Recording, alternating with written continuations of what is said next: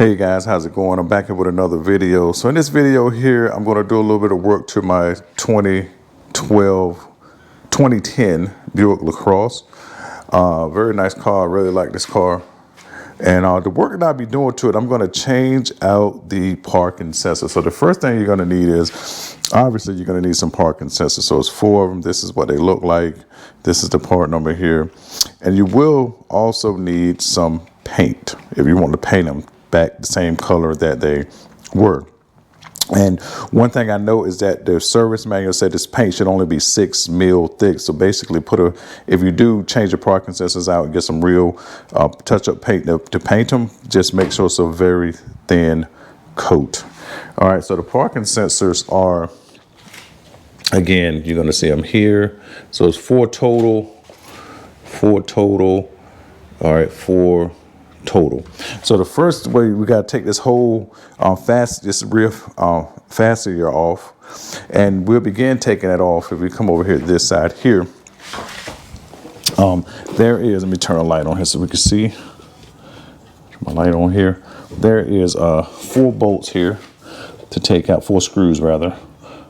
1, 2, 3, and 4. So you take these, I've already just pre-loosened them here. So you take these 4 out on each side. And the next thing you would do is that you would go underneath the car. Let's go underneath real quick. All right. You go underneath the car. We turn some light on here.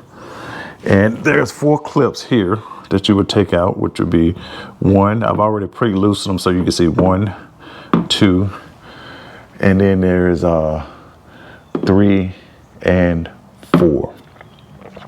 So I'm gonna go ahead and take those out, and what I'll do is I will come back and I will show you the rest of the process of how to remove this bumper.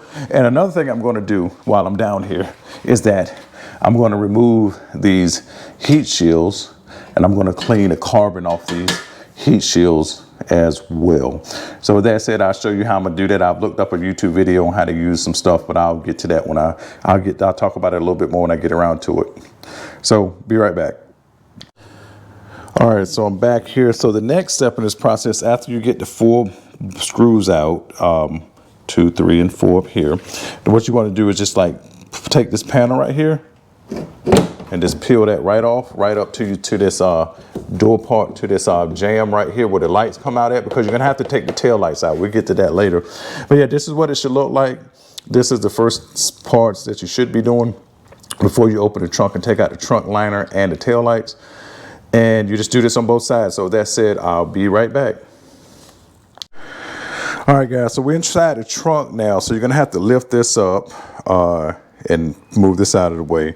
This piece here, this plastic piece here, is going to have to come out, and you're going to have to take this, take these here out here.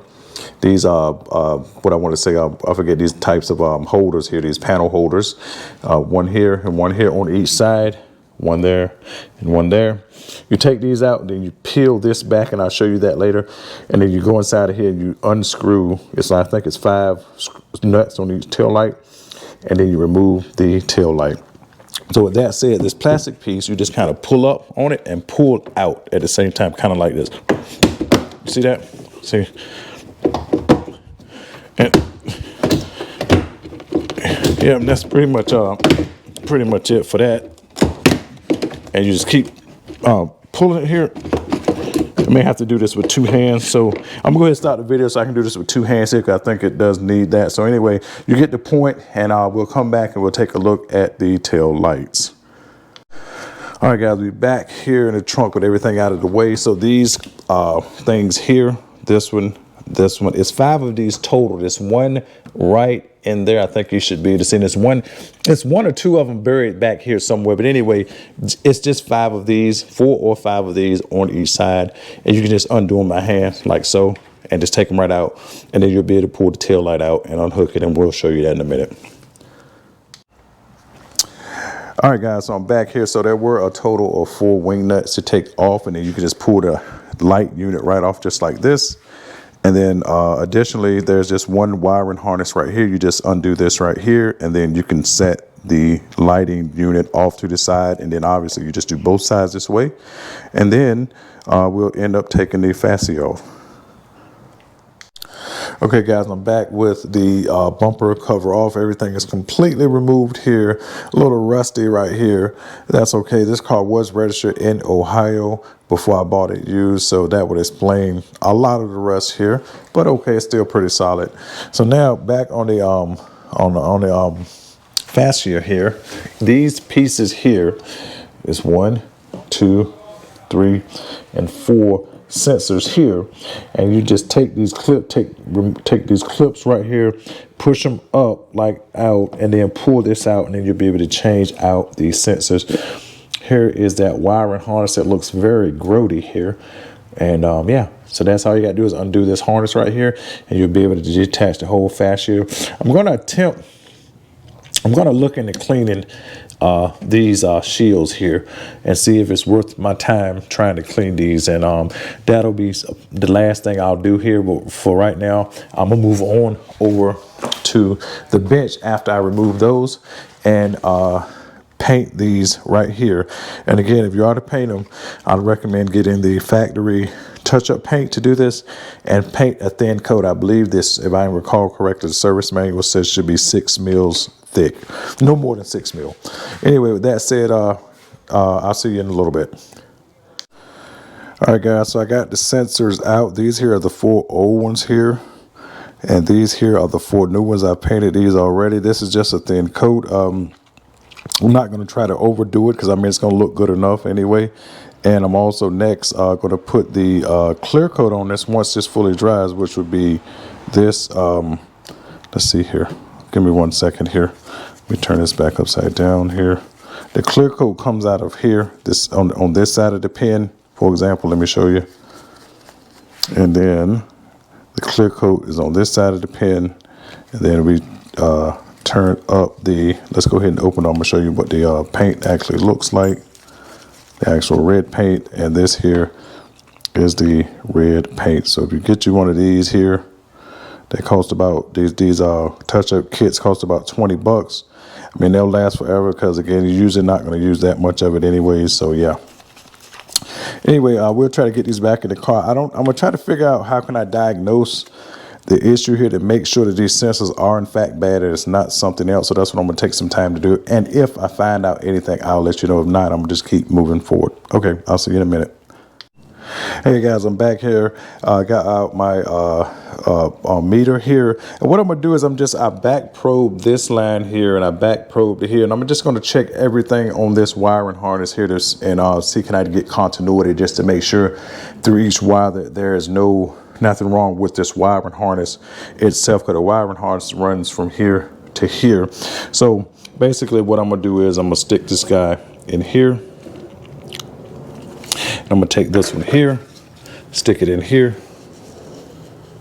and as you can see, we got continuity on that one wire. So I'm gonna go through and I'm gonna check them all, and if something pops up and I find one that don't have some continuity or some other issue, I'll let you know. But anyway, if you have this off, you might as well check continuity at least to make sure there's nothing wrong with the wiring harness itself.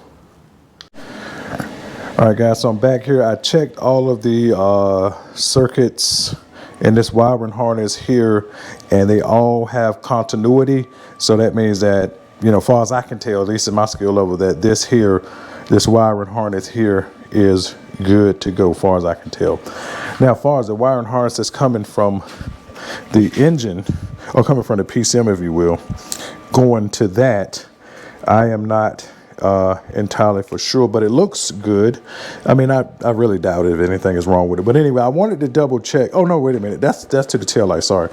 This is the wiring harness that goes to the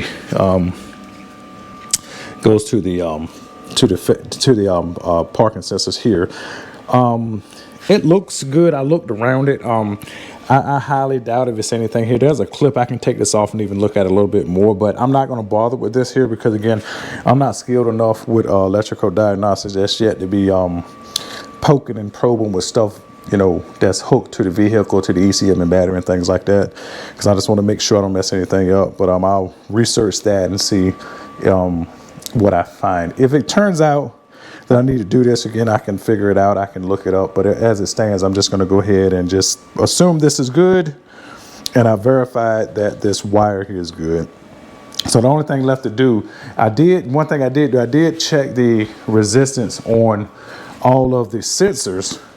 And the resistance was the same for the 4 that I'm taking out plus the 4 that I'm putting in. Maybe that doesn't mean anything. I'm not entirely for sure, but